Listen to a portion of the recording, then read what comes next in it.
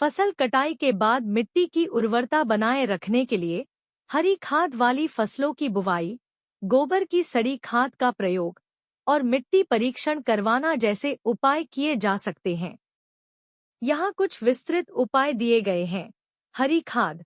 फसल कटाई के बाद खाली पड़े खेतों में हरी खाद वाली फसलें जैसे नैंचा, सनई, ग्वार बोकर मिट्टी को पोषण दिया जा सकता है। ये फसलें मिट्टी में नाइट्रोजन की मात्रा बढ़ाती हैं, जिससे अगली फसल का उत्पादन बेहतर होता है। गोबर की सड़ी खाद। गोबर की सड़ी हुई खाद मिट्टी की उर्वरता बढ़ाने के लिए बहुत उपयोगी होती है। इसमें मिट्टी के लिए आवश्यक सूक्ष्मजीव होते हैं, जो जैविक पदार्थों की मात्रा बढ़ाते हैं। हर 6 महीने बाद किसानों को गोबर की सड़ी खाद को मिट्टी में मिलाना चाहिए। मिट्टी परीक्षण।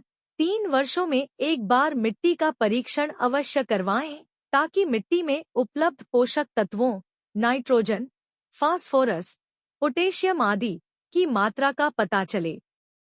इससे पता चलता है कि किस फसल के लिए कौन सी खाद और कितनी मात्रा में डालनी है।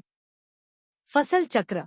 अलग अलग फसलों का बारी बारी से प्रयोग करें, जैसे कि अनाज और दलहन, जिससे मिट्टी में नाइट्रोजन की मात्रा बनी रहे।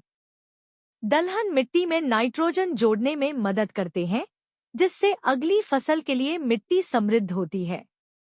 मिट्टी में कार्बनिक पदार्थ बढ़ाना।